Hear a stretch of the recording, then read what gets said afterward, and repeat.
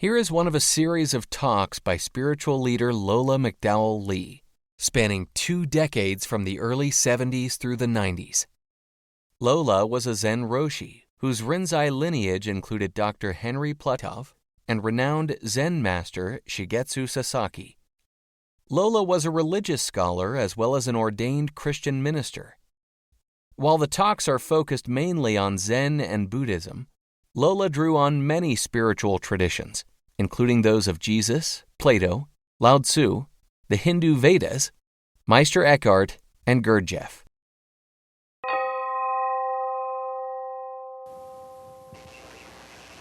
Okay. This is really a lesson I got together for summer session. So if it slips once in a while about your sitting, why, you'll know why. The master Gutei, he raised his finger whenever he was asked a question. And a young monk, his attendant, a young monk, began to imitate him. And so when anybody asked this young monk about his master's teaching, he would raise his finger. And so Gutei heard about this mischief, and one day he seized this young monk and he cut off his finger. And the young monk began to cry, and he started to run away, and just about when the time he got to the door, Gutei called him. See? And the monk turned his head, and Gutei raised his finger, and at that instant, that young monk saw. He was enlightened. Now, when Gutei, many years later, was about to die, all the monks gathered around him, which is what they do. And he said to these monks, "I attained my finger Zen from my teacher, Tenzo. And throughout my life, it was never exhausted." And after saying this, Gutei passed away. So what is this one finger Zen? Now, for the past few weeks, our days and the nights, I think, have been very beautiful. We have nice buildings, adequate buildings, and we have this surround of the trees, and always how we appreciate when the cannas are planted here. Yeah. And during the sesshin, we had some good companionship and some good advantages happened to some people.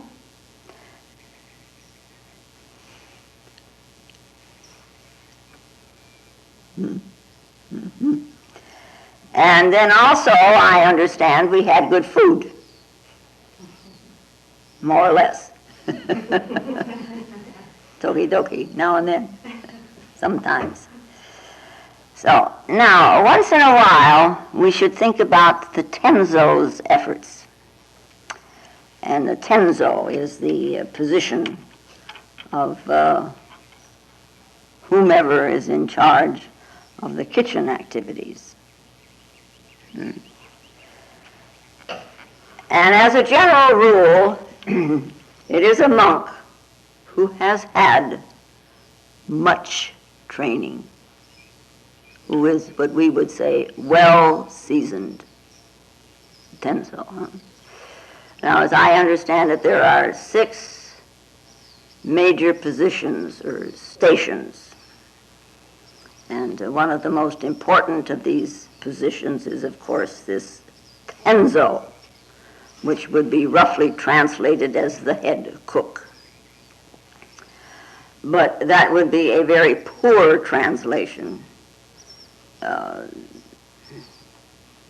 Because if you say cook or chef or something like that, the spiritual implications are lost.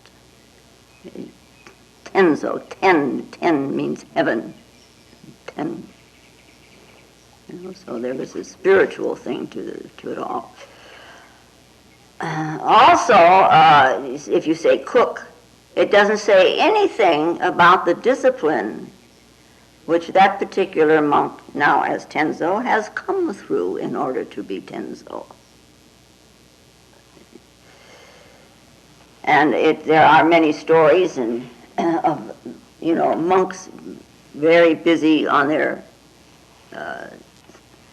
problem, and had an encounter with the Tenzo, and it has really helped many to realize his situation, this situation. And we know that, according to the legend, the sixth patriarch, Wei Ning, was what they call a rice pounder, and he was there pounding rice in the kitchen for 3 years before the Roshi made any direct contact with him. And I remember Vitvan said frequently, those of you who attended his classes, that if you're looking for an enlightened one, you look in the kitchen. It's through the traditions, the kitchen. And some of these people sneer at women, and who's in the kitchen?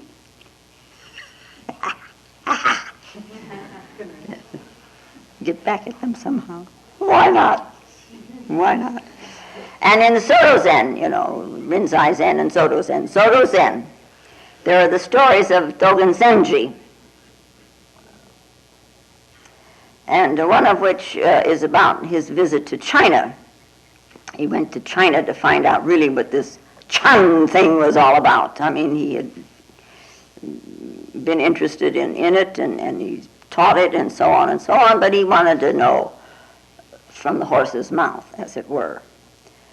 So he went to China, and at one of the temples, he visited quite a number of temples there, and he practiced there and he studied. And in one of these temples, it was an extremely hot June afternoon, and he saw that this elderly Tenzo working very hard just outside the kitchen. And he was spreading seaweed out to dry on a straw mat. So Dogen Zenji went over to watch what he was doing, and the man was what we call elderly. So Dogen Zenji asked him, "Sir, how old are you?" And this man, this old Tenzo, answered, "I am 68. Well, he says, why don't you get an assistant, for such strenuous work? And the Tenzo looked at him and he said, "He is not me."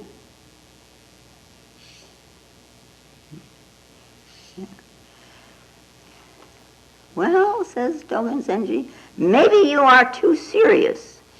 At your age, you have to take care of yourself, and the sun this afternoon is very strong, so please rest. Rest, says this Tenzo. For how long?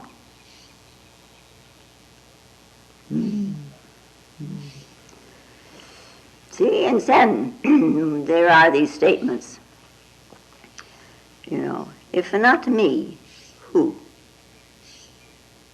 And this old Tenzo is saying, if not now, when? You remember those, huh? If not me, who? If not now, when? So, the little story points to a great perseverance. Perseverance furthers. Right? Not postponing until tomorrow, and not procrastinating, and not shoving it off on somebody else's shoulders. It's, if not me, who?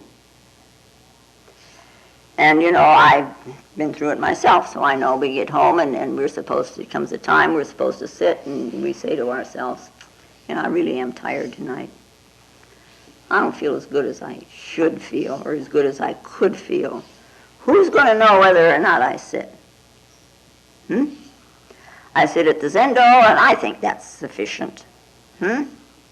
These are the conversations or arguments we have with ourselves. It's like one excuse right after the other. Crackers out of a box, like they had on TV. One after another. And the box is it has no bottom to it with the excuses we can come up with. Right? Right. If not now, when? Then there is a story of another Tenzo who came to the ship that Dogen Zenji was on. He was just coming in. And he came to the ship to buy some dried mushrooms. So he had a nice conversation with this young Dogen. And after a while, though, he says, I have to get back to the monastery to cook for the monks. And Dogen says, but if you don't, maybe somebody will do it for you. So why don't you stay here with me tonight and we can really, have a nice talk. No, I have to get back. My duty, my pleasure. So we notice that both of these Tenzos are saying rather sarcastically to Dogen, you outsider, you don't know what practice is.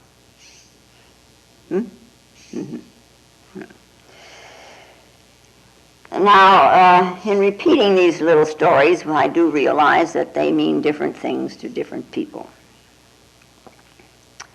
If you have good practice, degree of practice that you have experienced, pretty good discipline, then you smile because you kind of understand what these Tenzos are saying. And if you haven't taken the practice to heart, well, maybe then you just carry a heavy load, but you certainly don't smile. Now, the Tenzo prepares the food for the monks. The Tenzo works in the kitchen as if he were working in the Zendo. No difference to him, whether he's sitting in the Zendo. See, this is why it's necessary that they have quite a degree of discipline before they become Tenzo. He works as if he were in the Zendo. He works neatly, he works cleanly, he works silently, and he punctually prepares the food as he maintains a zazen atmosphere in the kitchen.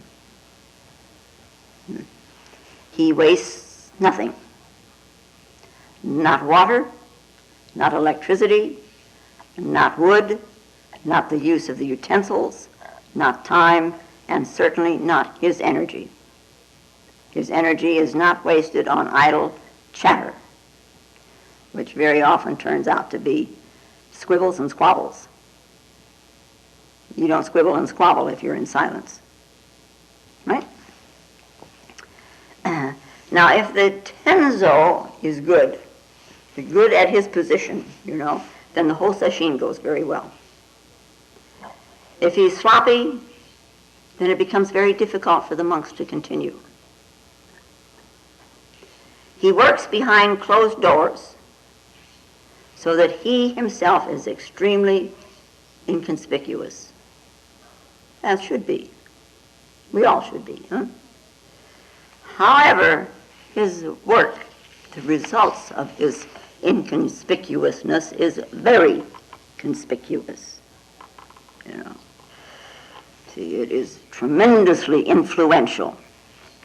So you can give it a little thought and you can see what practice entails. I mean, here's another box that you have barely scratched the surface.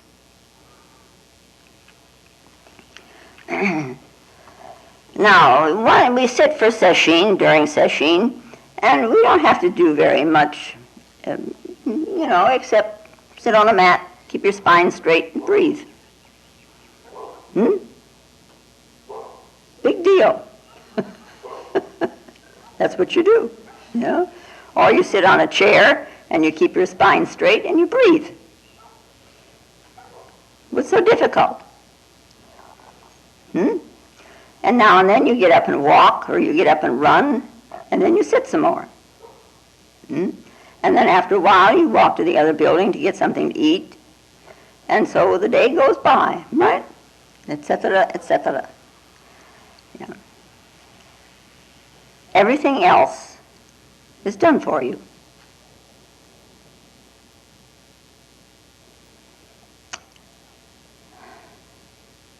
If you're sitting,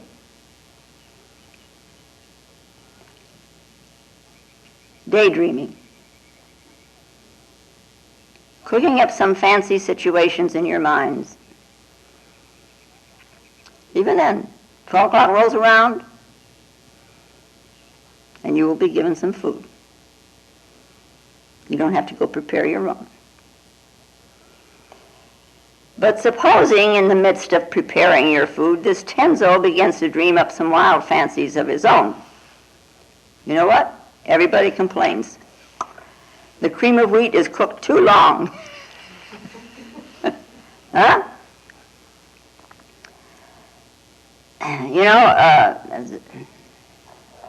Zazen is extremely important. Sitting is extremely important. Confrontation is extremely important. But that's not all of it. Every time we have Zazen in this place, we end with that little sutra, Shujin Muhen Zai Seigan Do, which translated is, however innumerable beings are, I vow to save them. However inexhaustible the passions are, I vow to extinguish them. However immeasurable the dharmas are, I vow to master them. However incomparable the Buddha truth is, I vow to attain it. Now, it begins with this Shujin Muhen Zayan Do. However innumerable beings are, I vow to save them. Which simply means we work for another.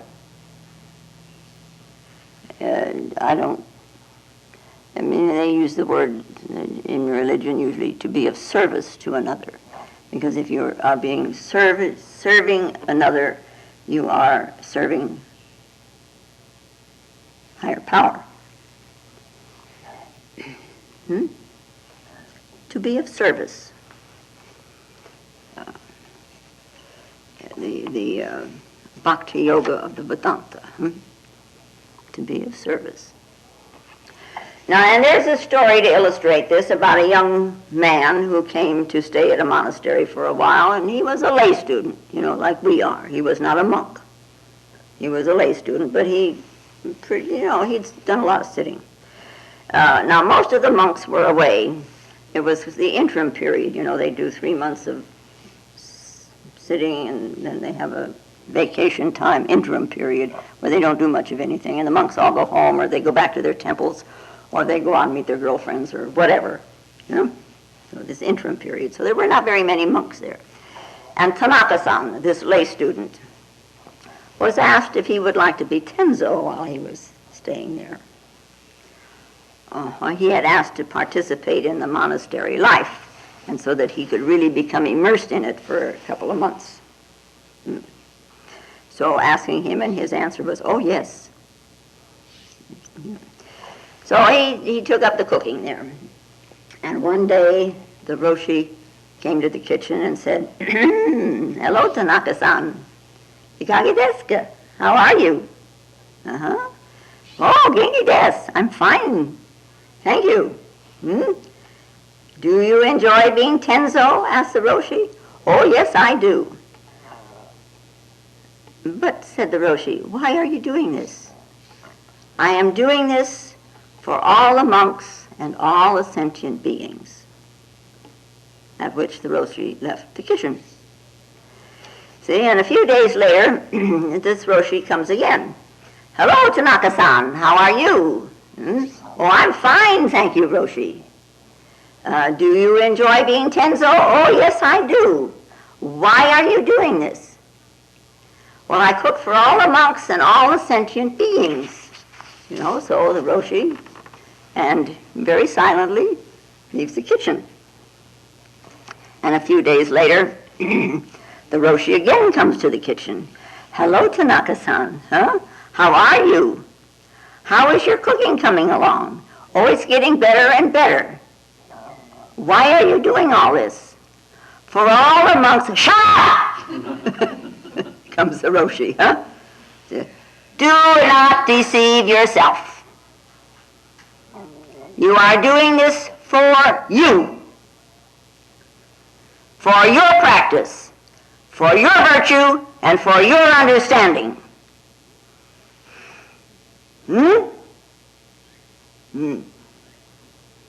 Remember that. Whatever you do it for yourself. Whatever you do for yourself. See, and you know very well how I have hammered at this phrase, do not deceive yourself. And as I say, it is as if this phrase has no bottom.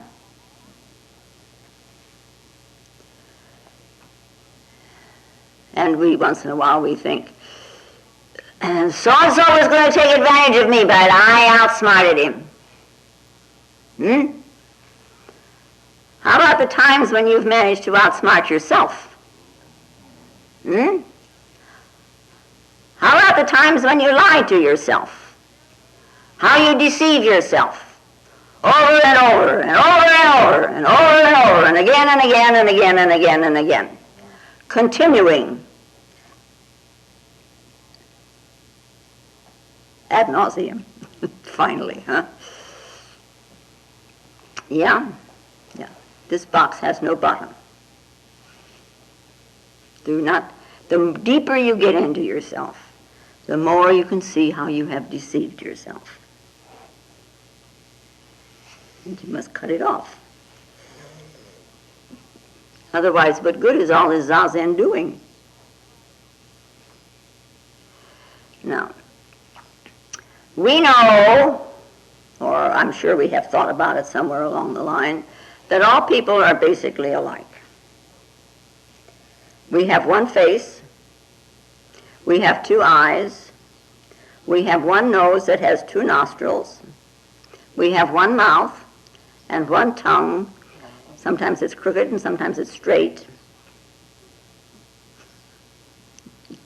Remembering Jack Lee. Sometimes it's forked. Yeah, that's right.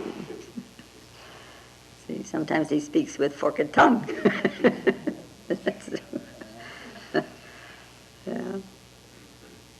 Yeah, we have two ears, we have two hands, we have 2 feet, and through here we are one.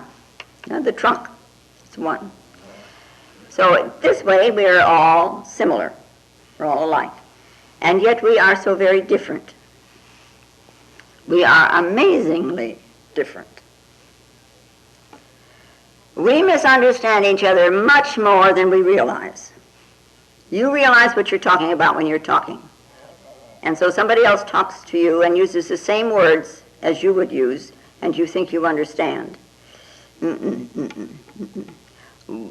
Words have different meanings to different people in the same language.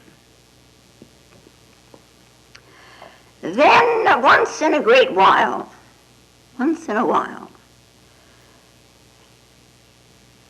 we hear something.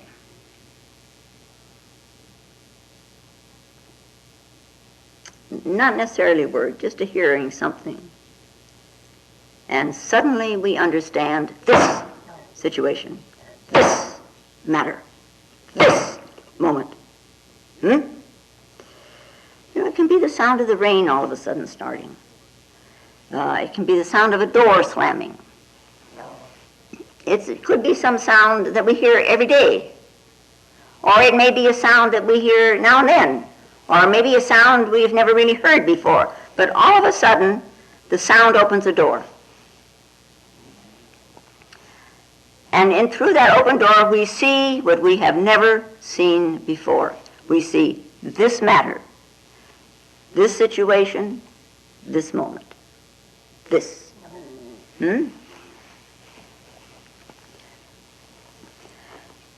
Now, in the Diamond Sutra,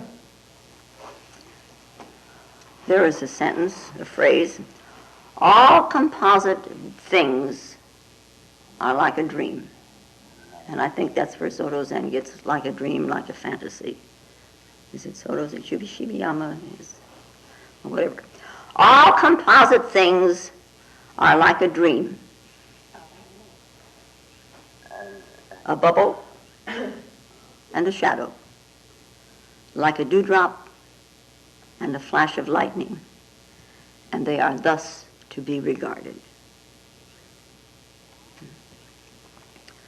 All composite things, all things that are made up of things, elements. Dewdrop, it's composed of two chemicals. Flash of lightning, we don't know what it's composed of. I don't. Come and go. Come and go. Not enduring, come and go. And there have been monks who we read stories about them, who truly saw this matter, this situation. And he became a Roshi eventually, because it was the beginning of his enlightenment. And he truly saw this situation.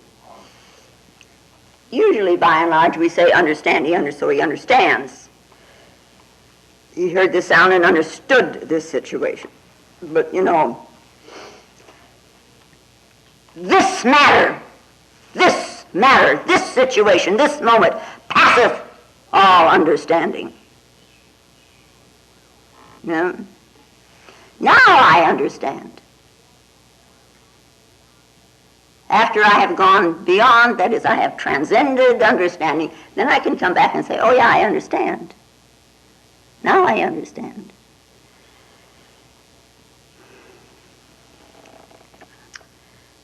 Now, so similar we are.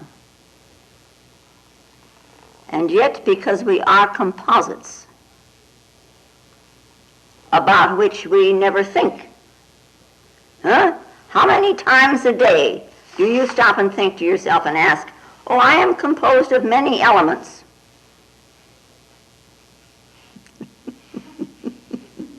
Many times a day you do this, Really?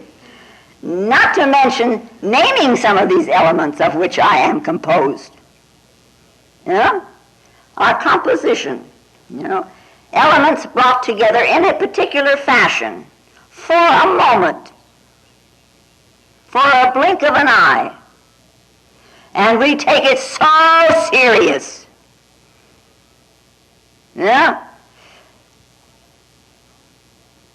Elements come together for a moment.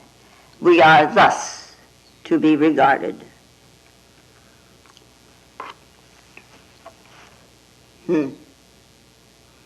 So much for...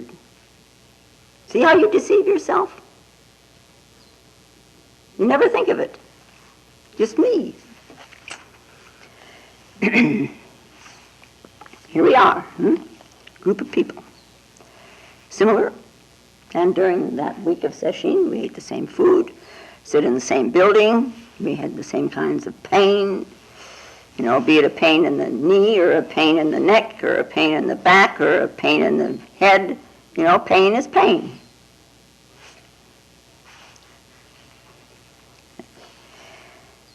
Our bodies are of the same elements, water and mineral and air and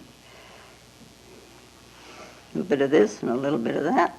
a little bit of something else, And yet we're not really the same because they've come together a little differently. Little shade of difference in how they came together. That's all. See? We all have emotions, but the quality of emotions are not the same. But emotion is emotion. Love is love, and hate is hate, and anger is anger, and jealousy is jealousy. Some people have more, and some people have less, and there's degrees of it. So there's a little difference. And then, of course, a thought is a thought. How many of you are thinking during this whole period of Zazen, how many of you are thinking the same thought? Nobody. Some are thinking about the past, and some are thinking about the future, and some are thinking about the pain, and some are thinking, well, we won't say that. Some are hoping for help of some kind or another. Some are grieving. Some are wondering about the sex life of their best friend. You'd be surprised. Yeah. I wouldn't be surprised. No, you wouldn't be surprised at that at all. Yeah. Well, he's sitting next to Shinzan-sama and he's probably sitting here worrying about his sex life when he goes home. I mean, anything. Anything just so you don't have to look at your pain. Thoughts are many and they are varied. And who says what it is how come something pops into your mind? Probably because of the composition. So different we are, because there are some of you who would just, if a thought like that crossed your mind, you would be horrified. So different we are and so much alike. Now, during this little span of time that we call our lifetime, we are given opportunities to do our best, which we sometimes do. And sometimes we do our medium, and sometimes we do our lousy.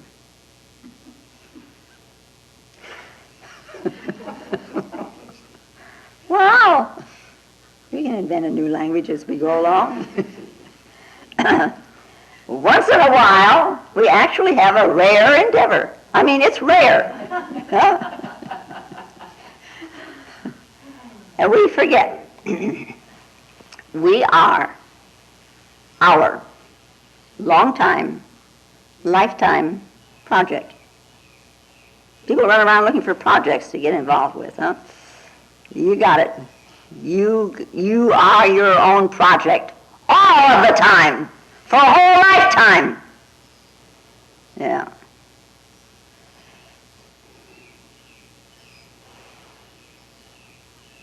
Well, we may either have a lot of time left or very little time left. What are you going to do with it? Yeah. For you. For you.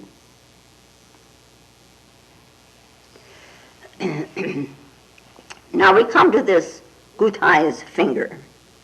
There are three important points in this little story: that Gutei always raised his finger, and that the boy was enlightened, and when the master Gutei passed away, he said, "I attained this finger Zen from my teacher. I have used it throughout my whole life, but I could never use it up."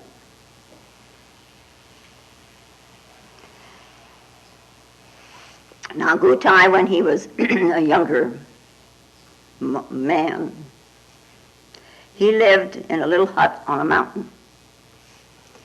And he was doing zazen and chanting all by himself. And one day, while he was doing his zazen, a nun, all dressed for travel.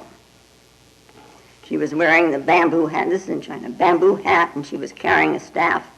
And she entered his little hut, his cottage.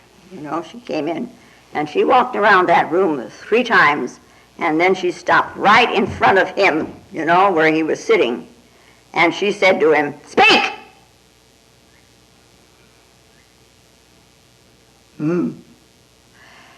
By which she meant, say something. I mean, you're doing zazen, and, and all this stuff, and you got the incense going. Say something to adequately express this so-called ultimate reality.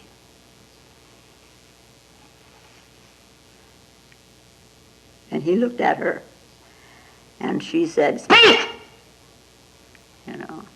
Say something to express your Zen. Now to him, her manner was very rough and rude. She was actually contemptuous of him. This is... She hadn't even taken off her hat when she came in the door. And he's, of course he's thinking about all these things. What else, huh? And because he was intimidated, and he couldn't answer her. So he was ashamed of himself. And the only thing he could think of to say was, finally he looked at her very sheepishly and said, "It's getting very late. Won't you please stay overnight?"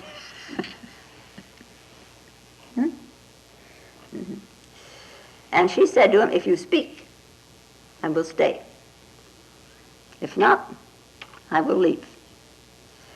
But he couldn't express his comprehension in his own way.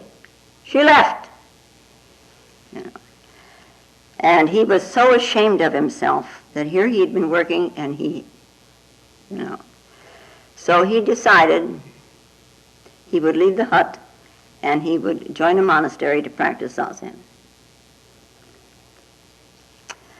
And he got himself all ready to go, and it was an evening, so he went to sleep. And during the night, he had a dream. And a protecting ancestor, protecting deity, appeared in his dream and said to him, "Wait, just wait, don't leave yet. In a few days, a living bodhisattva will come here." So he had prepared his hat and his sandals and his bag, but he set them aside and he decided he would wait. And sure enough, a few days later, this Zen master named Tenryu. Tenryu. What do you do with the U? You don't pronounce him. Tenryu.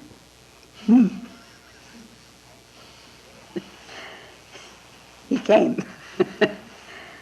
So, and receiving him, this little Gutei, and told him the story about the nun who had not even removed her hat. This is what stuck in his mind. What sticks in your mind, it gets glued in there. And this is what you repeat about this situation all the time. So it was, in this case, he was ashamed of himself and all this and that and the other, which he admitted, but she didn't even take off her hat. So he begged this master, "Please teach me." So this teacher was silent for a long time, and Gutei just sat there and looking at him very single-mindedly. See, he had that much under his belt anyway. And then suddenly this teacher raised his finger. Time was right. Time was ready for this Gutei. And with this raised finger, he understood this condensed, undescribable, inexpressible, this matter, this situation, this moment. And so throughout his whole life thereafter, whenever somebody asked him about Zen, up came the finger. And when he was older, comes this young attendant monk, imitating him. Of course, nobody says anything about Gutei imitated his, imitating. And as the story goes, and it's a story, We don't necessarily know that this happened. You know, the story goes he cut off the monk's finger. And the boy cried and he started to run away, and Gutei called after him, "Stop! You know, turn around!"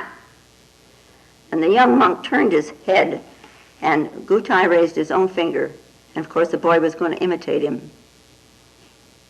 And in that very instant, he knew. And he realized this matter. Yeah. Now, the cutting off of the finger and all the blood and violence that it brings to mind is not the point of the story. You ignore that. Yeah. Do not misunderstand. What appears in this story is the readiness of time. Always working to get yourself ready. Get yourself ready. Get yourself ready. This is where the perseverance. You are the project that you are getting ready. See? When you do Zazen, you do it with intense single-mindedness.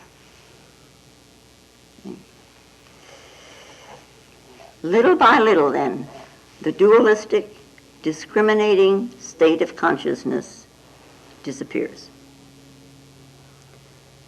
Gradually, we allow this subject and the object to approach each other so that they can become one. And they must.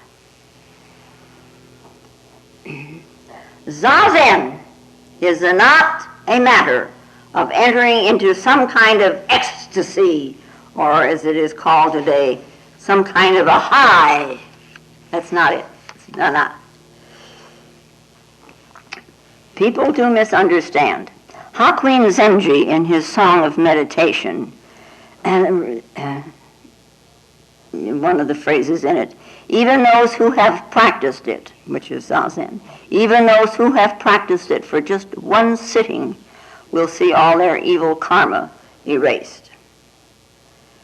Of course, the thing is, if you're going to erase all the evil karma, you will also erase all the good karma. See, the little phrases like this are very much misunderstood, right? And of course, I have met people who have taken this sentence literally. I mean, as many people take the Bible literally, which they should not do. They figure that they did sit once, and therefore they were enlightened. Yeah. Or even those who say, well, I sat for 30 minutes today and some of my karma has been erased. You know? Some of my passions are gone. And greed is no more. Really. I'll tell you, this is not one Zazen, if you think that. This is not one. Even those who have practiced just one sitting of total oneness. One sitting is what he's talking about. Huh? Yeah. One non-dualistic sitting. Even that is not sufficient. But just one sitting. One. There is just one sitting. Yeah. At the bottom of the ocean there is one stone. Pick it up without getting your robes wet. One stone. There is one rock at the bottom of the well. Pick it up without getting your sleeves wet. One. What is the sound of one hand? One hand. One stone. One finger. One.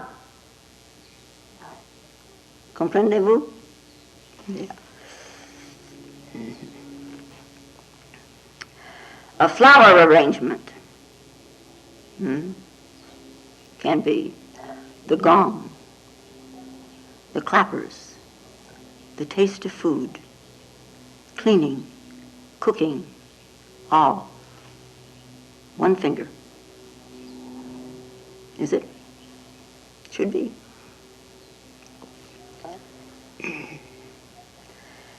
Each activity has a depth according to your practice, according to your desire, according to your discipline. The sound of the kancho bell speaks quite honestly of the depth of your practice. It is your finger Zen in sound. How you do things, how you act, your one finger Zen. You. The enlightenment which Gutei arrived at and which the young monk arrived at has nothing to do with the finger.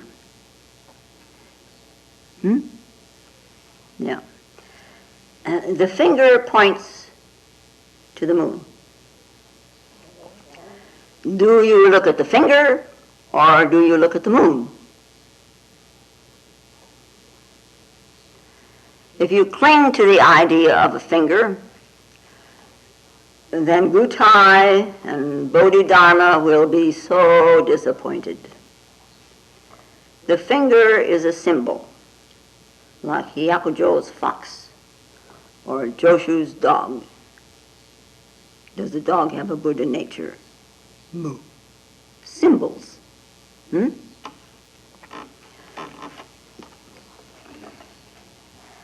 Has the finger a Buddha nature or not?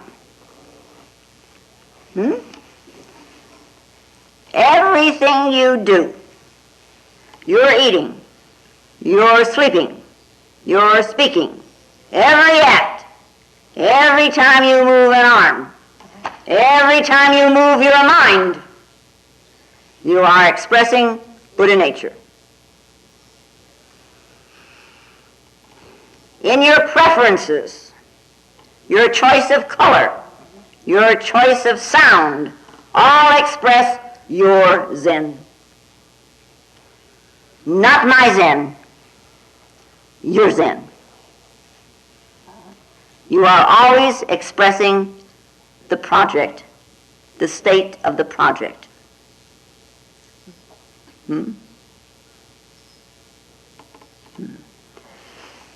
So this whole thing is not a matter of searching for tranquility and peace and calmness, and it is not the attaining of this ecstasy we hear about or becoming high. It is to learn to express your Zen in your own way. That's what Zen practice is all about. And it should certainly bring into the picture what I talked about at the beginning, service. Now, those of us who have visited a Japanese monastery or stayed a while at Shogenji or Zenji, they know what breakfast is like. It's worse than Bill's. Sorry about that. I'll erase that. Erase it.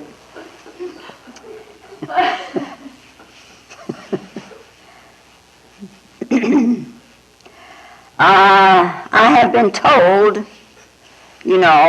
breakfast there, is watery rice and some takuan, that is pickles.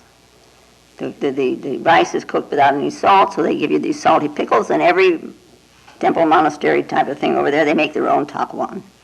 And each one says they're most famous for their takuan. I've been told that it used to be mixed with barley, and then it was watered down so that it was known as ceiling gruel. It reflected the ceiling. That's how thin it was. Huh? Now at lunchtime there is this gruel, and they also maybe have some bean paste soup, some miso, into which some of the vegetables that are grown in the nearby fields are cooked in. They're cooked in this soup, miso.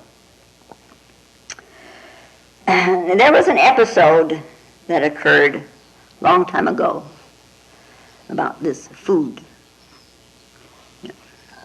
It seems like in this particular monastery, every night, without anyone's knowing how it got there, vegetables for the next day's miso soup would appear, washed and nicely cut, and then all in this nicely arranged in this bamboo basket, and they found this every morning in the kitchen.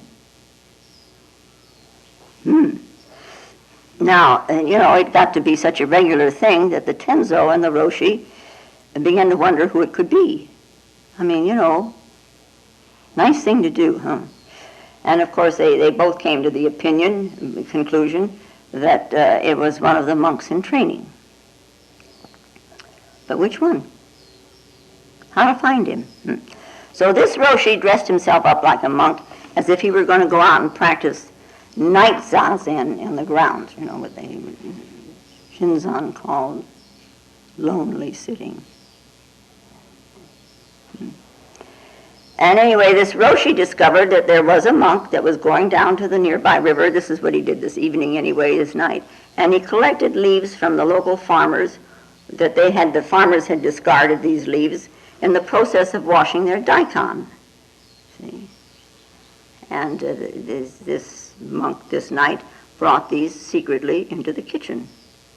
I mean, it might, different days, different things. So, thought this Roshi. This monk is one who could someday be my successor. And in later years, this proved to be true.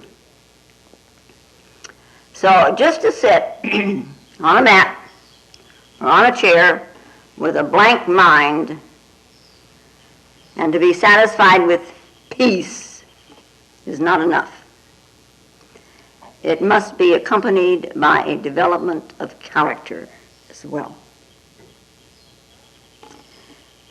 And this development of character is translated as life of service. It is a secret goodness. Jesus speaks of it. Do what good, but don't talk about it. You do this, but don't say anything to anybody about it. You do this, but you never say anything to anybody about it. A secret service. To do acts of goodness of which others are not aware of who did it. To do good for the sake of goodness. Not for your ego, nor for the other, but just for the sake of goodness. To do good while forgetting goodness. Just to do, just to act.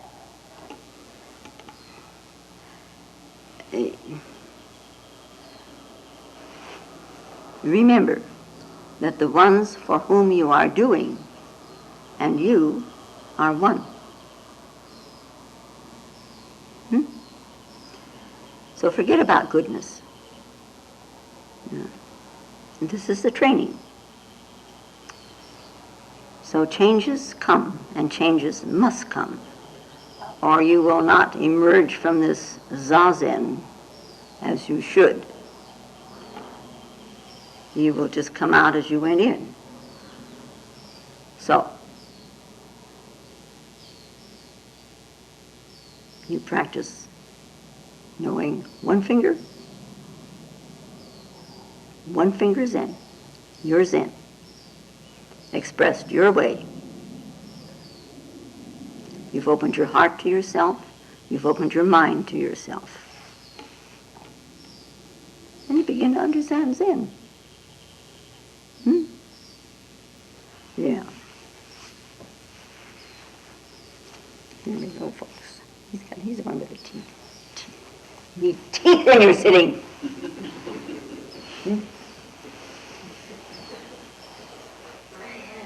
Yeah, you do. As Henry used to say that, come to think about it. You need teeth in your sitting. And now.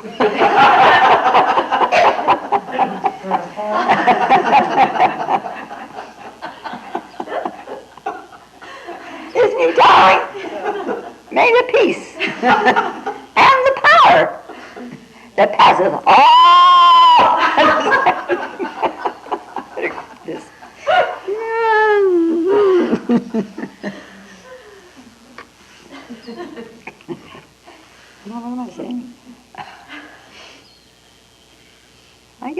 go abroad.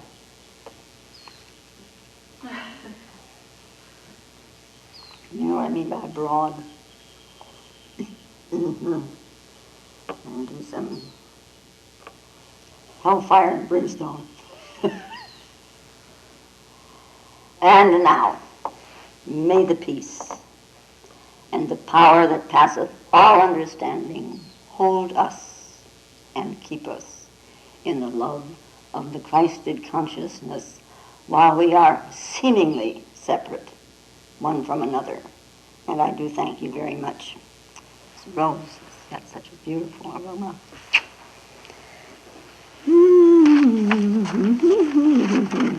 That's what I can do for the rest of the day. Huh? Anybody talks to me, I'll talk back.